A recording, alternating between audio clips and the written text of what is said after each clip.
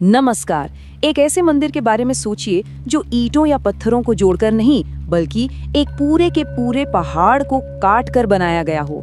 सुनने में ये कितना नामुमकिन सा लगता है ना, पर यही कहानी है कैलाश मंदिर की। चलिए आज इसी चमत्कार को करीब से जानते हैं। 2 लाख टन। सुनने में ये सिर्फ एक नंबर लगता है, लेकिन ये वजन है उस ठोस चट्टान का जिसे इस एक स्ट्रक्चर को बनाने के लिए पहाड़ से हटाया गया था। और ये कोई आम कंस्ट्रक्शन नहीं था जहां ईंट पर ईंट रखकर कुछ बनाया जाता है। नहीं, ये दुनिया की सबसे बड़ी मोनोलिथिक यानी कि अखंड संरचना है। मतलब पूरा का पूरा मंदिर एक ही चट्टान को तराश कर बनाया गया है। तो सवाल ये उठता है कि आज से 1200 साल पहले बिना किसी मॉडर्न टेक्नोलॉजी के ये मुमकिन कैसे हुआ? यही वो सवाल है जो आज भी बड़े बड़े एक्सपर्ट्स को सोचने पर मजबूर कर देता है, और इसी सवाल का जवाब आज हम ढूंढने निकले हैं। तो सबसे पहले बात करते हैं इसकी स्केल की। मतलब ये कितना विशाल है और इसकी इंजीनियरिंग कितनी कमाल की है जो इसे वाकई एक असंभव सा लगने वाला कारनामा बना देती है। अब मैंने एक शब्द इस्तेमाल किया, मोनोलिथिक। इसका मतलब क्या है ये समझना बहुत जरूरी है। देखिए, इसका सीधा सा मतलब है कि ये पूरा का पूरा स्ट्रक्चर पत्थर के बस एक ही टुकड़े से बना है। कोई जोड़ नहीं, कोई अलग से लगाया गया पत्थर नहीं, सब कुछ उसी एक चट्टान का हिस्सा है।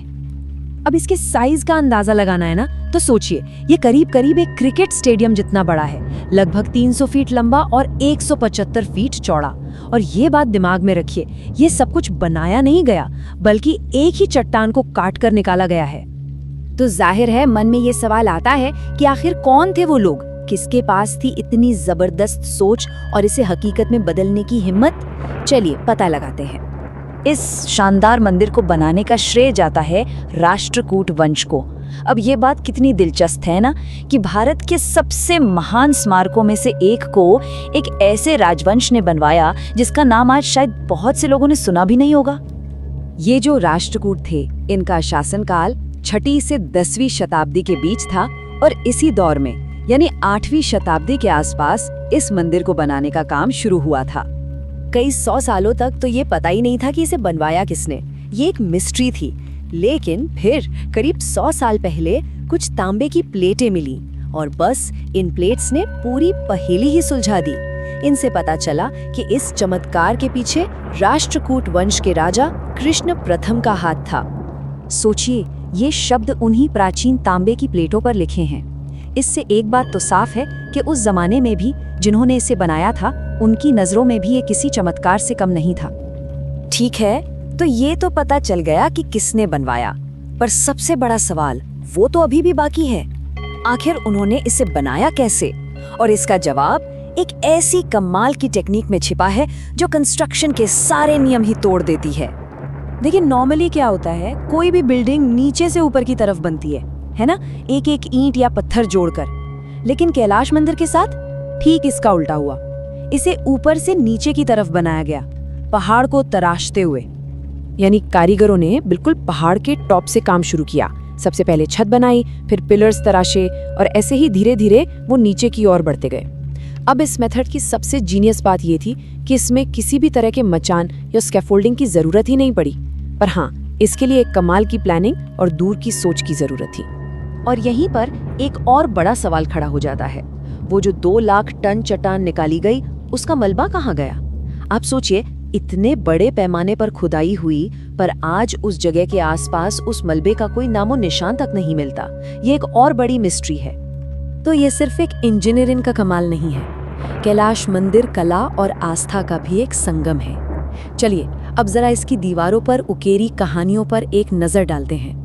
यहाँ का तो कोना कोना कला से भरा हुआ है। आपको बड़े बड़े हाथी दिखेंगे जो जैसे पूरे स्ट्रक्चर को उठाए हुए हैं, महाभारत और रामायण के सीन तराशे हुए हैं। मतलब ये सिर्फ एक मंदिर नहीं, ये पत्थर में लिखी एक पूरी कहानी है।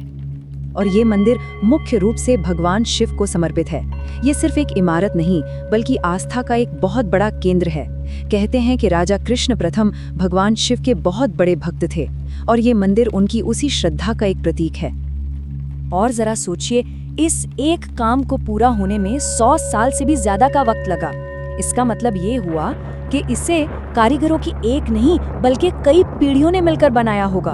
वो हुनर, पिता से बेटे को मिला होगा, एक पीढ़ी से दूसरी पीढ़ी को, बस एक ही सपने को पूरा करने के लिए। तो सवाल ये है कि आज हम इस कमाल की चीज को कैसे देखते हैं?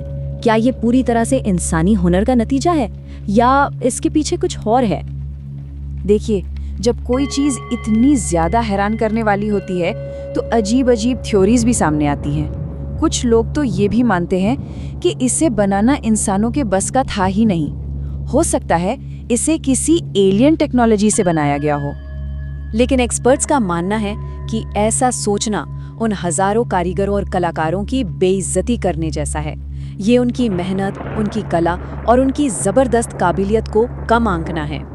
सच तो ये है कि कैलाश मंदिर कोई अचानक से बनी हुई चीज नहीं है। ये भारत की हजारों साल पुरानी रॉक कट आर्किटेक्चर यानी चट्टान तराशने की कला का सबसे बेहतरीन नमूना है। ये इस बात का सबूत है कि इंसानी सोच और हुनर क्या कुछ नहीं कर सकते। कैलाश मंदिर हमें याद दिलाता है कि इंसान की क्षमता की कोई सीमा नहीं है।